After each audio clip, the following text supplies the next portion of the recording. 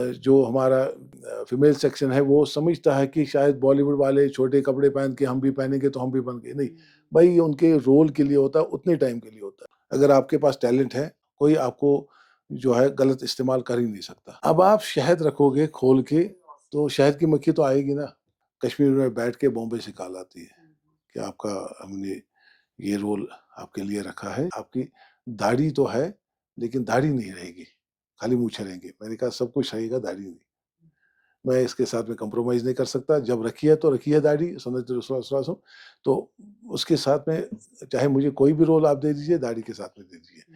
नहीं, बेसिकली शुरुआत में जो काफ़ी दिक्कतें आई थी, लेकिन धीरे-धीरे फिर वो आसान होती गई, तो आज इतना प्रॉब्लम नहीं हो रही है। अल्हम्दुलिल्लाह कश्मीर में बैठ के बॉम्बे से कॉल आती है कि आपका हमने ये रोल आपके लिए रखा है, तो आप अवेलेबल है या नहीं है? तो शुक्र है अल्लाह का। डॉक्टर साहब, उस वक़्त में ये वाला करियर चूज़ करना आपके लिए कितना रिस्की था? अ, बेसिकली शुरुआत में तो उस वक़्त तो यहाँ पे कोई अफ़रा-तफ़री थी नहीं जब मैंने शुरू किया था एज़ अ चाइल्ड आर्टिस्ट। 1982 की बात है ये, 1982 में, जब मैंने स्टेज पे प्रोग्राम किया था अपने स्कूल में, इकबाल डे में। तो फिर दूरदर्शन से कुछ लोग आए थे उसको शूट करने के लिए, वहाँ पे बाइट्स लेने के लिए। लेकिन उसमें से मुझे मेरे लिए फ़ायदे की बात ये हुई कि मुझे उस वक़्त सेलेक्ट किया गया। एक दूरदर्शन में कुछ ऐसा सीरियल्स वग़ैरह शुरू हो गए थे, तो मुझे काम मिला वहाँ पे। तो फिर धीरे-धीरे मैं बचपन में ही मतलब कैमरे को फ़ेस कर पाया वहाँ पे, तो ये मेरे लिए अच्छी बात थी। उन दिनों में कोई ऐसा था ही नहीं। बड़ा अच्छा समझते थे जो अगर दूरदर्शन में बच्चे के प्रोग्राम जो होते थे, बच्चों के प्रोग्राम्स, तो उसमें हम जाया करते थे। फिर धीरे-धीरे जवानी आ गई, 89 में मैंने ऑडिशन जो है पास किया उर्दू और कश्मीर में दूरदर्शन से। फिर ढेर सारे ये रोल्स वहाँ पे किए। तो मुझे अभी भी याद है, बहुत वो चला था होश-आ-होश, एक चला था उन दिनों में 90s के दौर में, जब यहाँ पे हालात शुरू हो गए खराब होना शुरू हो गए थे।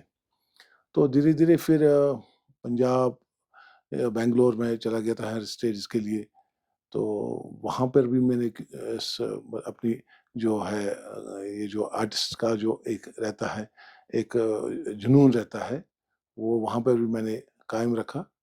तो उसके बाद पंजाब पटियाला में एक मौका मुझे मिला, जनता पागल हो गई है। एक अ एक स्टेज प्ले था, तो हिंदी में था। मेरे लिए सबसे बड़ी प्रॉब्लम उस वक़्त ये हुई कि मैं हिंदी लिखना पढ़ना नहीं जानता था। पहली बार मैंने रोमन जो इंग्लिश है, तो उसमें अंग्रेज़ी में स्क्रिप्ट लिखा, और मुझे मेन जो लीड रोल था पागल का, मैंने वो किया ईमानदारी से। तो अल्हम्दुलिल्लाह उसमें मुझे फिर ऑल इंडिया बेस्ट एक्टर का अवार्ड मिला। तो आप ये देख सकते हैं। तो 6 साल की उम्र में आपको पहला कौन-सा रोल मिला था? अ, 6 साल नहीं, 6th क्लास में पढ़ता हुँ, था हुँ, मैं। हुँ, हुँ। तो मुझे बचपन का रोल मिला था, मतलब वहाँ पे चाइल्ड लेबर्स का वग़ैरह जो मुझे अभी भी याद है, तो दिखाते थे कि पत्थर जब तोड़ते हैं बच्चे तो उनके ऊपर क्या-क्या होता है, तो उसमें मैंने काम किया था। फिर धीरे-धीरे मिलते रहे, अलग-अलग रोल्स मिलते रहे। तो आपकी फाइनेंशियल कंडीशन कैसी थी जब आपने शुरू किया था? अल्हम्दुलिल्लाह हम तो ठीक थे।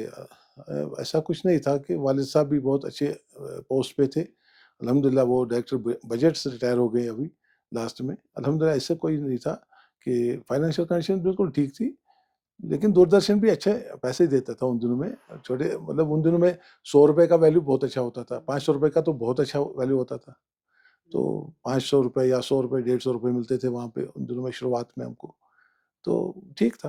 तो कितनी ख़वातीन जो है कश्मीर से जाती थी एक्टिंग के लिए, या सिर्फ़ तब जो है सिर्फ़ मेल डोमिनेट सोसाइटी जाती थी? नहीं, उन दिनों में थी ख़वातीन आती थी दूरदर्शन, लेकिन मख़सूस थी कुछ। तो फिर कुछ इंसिडेंट्स भी हो गए साथ-साथ में, मतलब ऐसे कुछ वारदातें हो गई कि जिनकी वजह से दूरदर्शन में फिर आना-जाना काफ़ी लोगों का ये जो है कम हो गया। तो जिसकी वजह से काफ़ी सालों तक ये सिलसिला जारी रहा। लेकिन अब अल्हम्दुलिल्लाह अब ये फिर से शुरू हो गया है। फिर से आज जो नई जनरेशन है, तो ये बॉलीवुड तक चली गई है। इसका तो जिस नई जनरेशन के बारे में आप बात करते हैं, क्या उनके साथ बॉलीवुड में कास्टिंग काउच होता है? अ, क्या आपके साथ कास्टिंग काउच हुआ है? नहीं, मेरे साथ नहीं हुआ।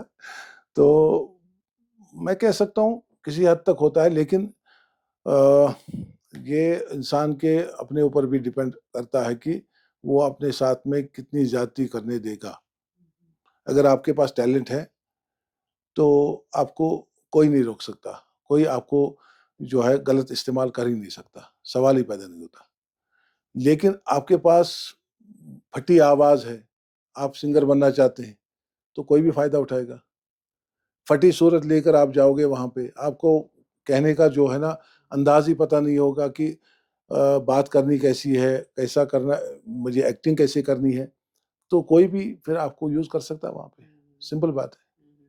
तो आपने अपनी कद-काठी का सही इस्तेमाल किया है, आपके जी, लुक्स जो हैं, जी, वो सही प्रोमिनेंट है, तो जी। कैसे-कैसे रोल्स आपने किए हैं आज तक? अ, मैंने मिलिटेंट्स के रोल किए हैं काफ़ी, और पुलिस ऑफ़िसर्स के रोल किए हैं, और आर्मी ऑफ़िसर्स के रोल किए हैं।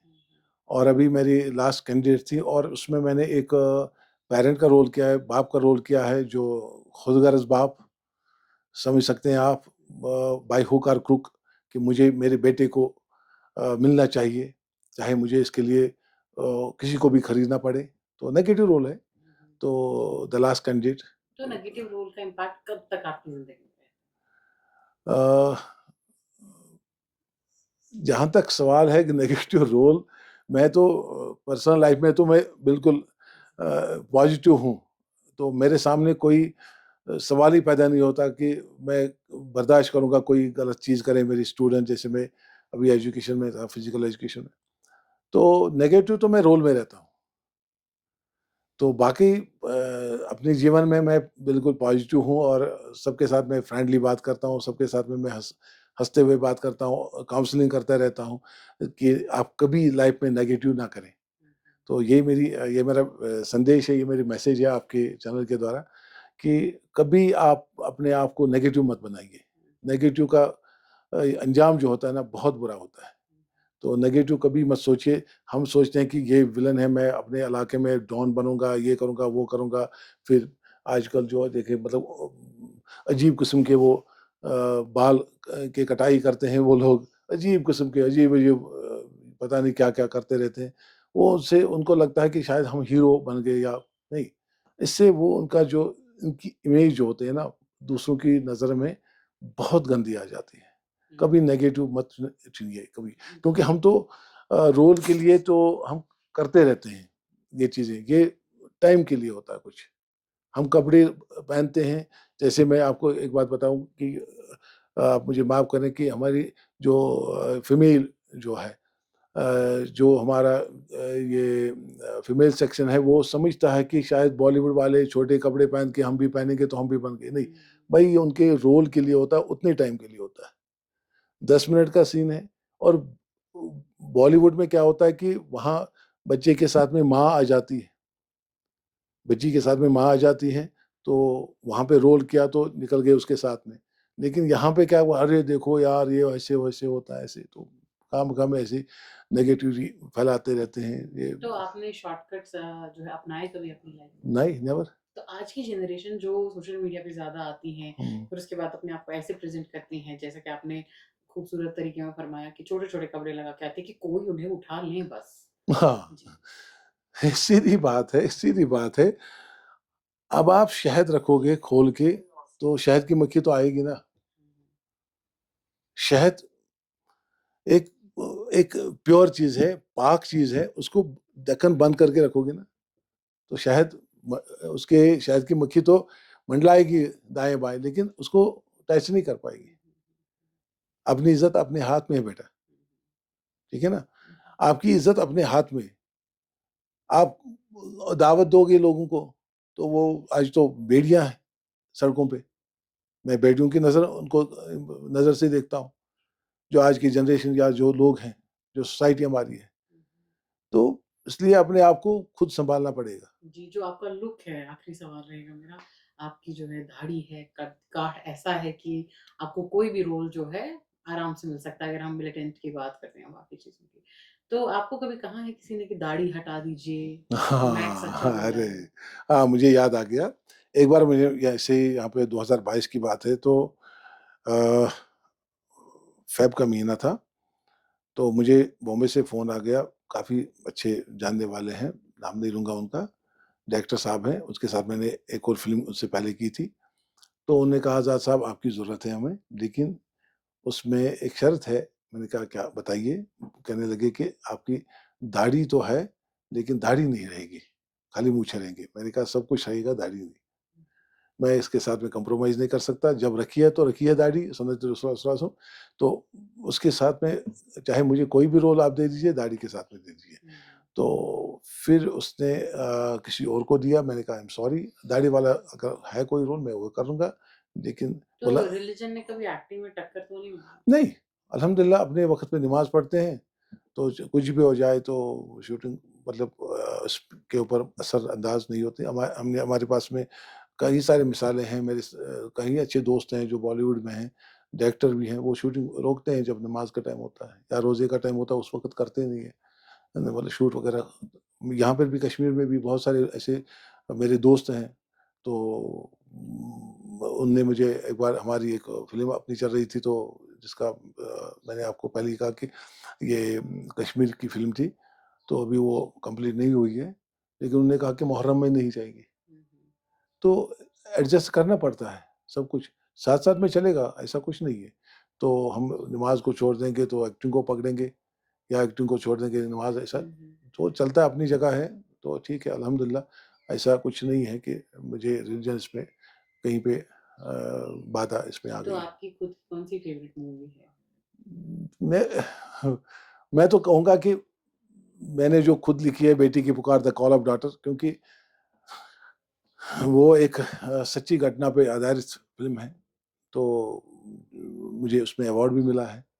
तो यहाँ ग्वालियर में मुझे ऐसा बेस्ट डायरेक्टर का अवार्ड मिला था, उसमें शॉर्ट मूवी थी आधे घंटे की।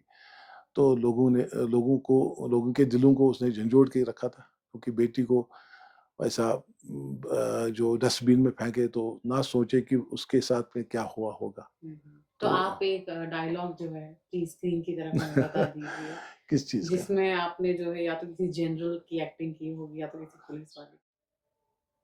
देखिए खान साहब, बेवक़्त आप इस तरह से बाहर ना निकला करें। हमारे पास इनपुट्स हैं। फ़ज़लुल्लाह अभी भागा है, मारा नहीं गया। जिस दिन वो मारा जाएगा, उस दिन आप बिला खौफ़ कहीं पे भी जा सकते हैं। हाँ।